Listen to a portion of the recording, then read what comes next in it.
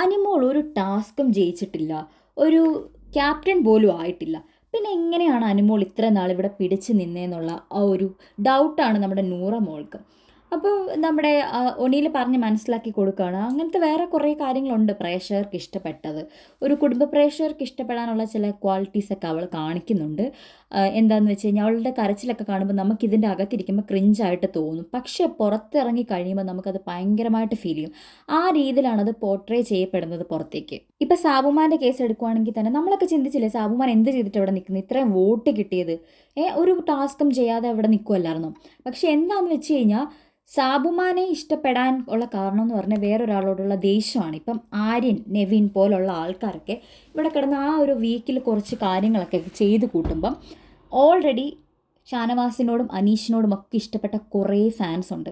അവർ നേരെ കൊണ്ട് നമ്മുടെ സാബുമാൻ വോട്ട് ചെയ്യും. അപ്പം ഒരു പാവം തോന്നി, ഒരു പാവം പയ്യനല്ലേ അവൻ എന്നുള്ള രീതിയിൽ അവനെ വോട്ട് ചെയ്തിട്ട് ഇച്ചിരി അഹങ്കാരമൊക്കെ പിടിച്ച് നിൽക്കുന്നതാണെന്ന് തോന്നുന്ന ആൾക്കാരെ ഇവർ വോട്ട് ചെയ്യാതിരിക്കും. അങ്ങനെയാണ് ഇവിടെ ആര്യൻ ഔട്ടായതും സാബുമാൻ നിലനിന്നതും. പിന്നെ ചില കാര്യങ്ങളൊക്കെ ഭയങ്കര ക്രിഞ്ച് വീഡിയോസൊക്കെ ഇറങ്ങുന്നുണ്ട് അനീഷിൻ്റെയും ഷാനവാസിൻ്റെയും. അവരുടെ ഒരിക്കലും ഒരു ഓർഗാനിക് നാച്ചുറൽ ഒരു ഫ്രണ്ട്ഷിപ്പ് ആയിരുന്നില്ല. എൻ്റെയും അബിയുടെയും പോലെയോ അക്ബറിൻ്റെയും അപ്പാനിയുടെയും പോലെയോ ഒന്നും നാച്ചുറൽ ഫ്രണ്ട്ഷിപ്പ് ആയിരുന്നില്ല. അവരത് മെയ്ഡ് ചെയ്ത ഫ്രണ്ട്ഷിപ്പാണ്. അപ്പോൾ അവർക്ക് രണ്ടുപേർക്കും ഇൻഡിവിജ്വലി ഫാൻ ബേസ് ഒക്കെ ഉണ്ട്. അപ്പോൾ ഒരു ഇൻഡിവിജ്വൽ സെപ്പറേറ്റ് ഗെയിമേഴ്സാണ് അവർ. അപ്പോൾ അവർ രണ്ടുപേരും കൂടെ ഒരു മേഡപ്പ് ആയിട്ടുള്ളൊരു ഫ്രണ്ട്ഷിപ്പ് ഉണ്ടാക്കിയെടുക്കുമ്പം അത് എൻജോയ് ചെയ്യുന്ന അല്ലെങ്കിൽ അത് ആഘോഷിക്കുന്ന കുറേ ഫാൻസ് പുറത്തുണ്ട്. അവരിതുപോലത്തെ ക്രിഞ്ച് വീഡിയോസൊക്കെ പുറത്തിടും. അപ്പം ആ ഒരു ഫാൻ ബേസ് ഇവർക്ക് ഭയങ്കരമായിട്ട് കൂടുതലാണ്.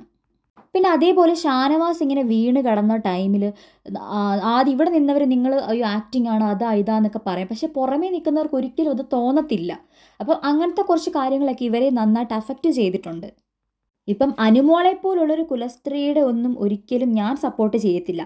ഞാൻ അവളുമായിട്ടുള്ള ഐഡിയോളജി ഭയങ്കര ഡിഫറെൻറ്റ്. അവൾക്ക് എന്നെ ഭയങ്കര കാര്യമൊക്കെയാണ്, എനിക്ക് അവളോട് കാര്യമൊക്കെ തന്നെയാണ്. പക്ഷേ ആ ഒരു കുലസ്ത്രീ പരിവേഷത്തിലൊന്നും ഞാൻ വീണ് കൊടുക്കത്തില്ല.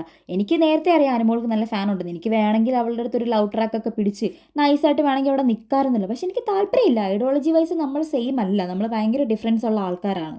ഈ ഷോയിൽ ഒരിക്കലും പ്രോഗ്രസീവായിട്ട് ചിന്തിക്കുന്ന ആൾക്കാർ അധികം നാൾ നിൽക്കില്ല. മാക്സിമം ഒരു 60 ദിവസം. രഞ്ജിനി ഹരിദാസ് കണ്ടില്ലേ, ഞാൻ ഔട്ടായ അതേ സമയത്ത് ഏകദേശം അതേ സമയത്ത് തന്നെയാണ് രഞ്ജിനി ഹരിദാസും ഇവിടെ ഔട്ടായത്. അപ്പം അക്ബറൊക്കെ അവിടെ നിന്ന് എന്തോ കളിയാക്കി പാട്ടൊക്കെ പാടുന്നുണ്ട് കേട്ടോ. അനുമോളും അവിടെ ഇരിപ്പുണ്ട്. അപ്പോഴത്തേക്കും ഒനിയിൽ പറയാണ് ഇങ്ങനൊന്നും ചെയ്യാൻ പാടില്ല, ഇത് ഭയങ്കര നെഗറ്റീവാണ്.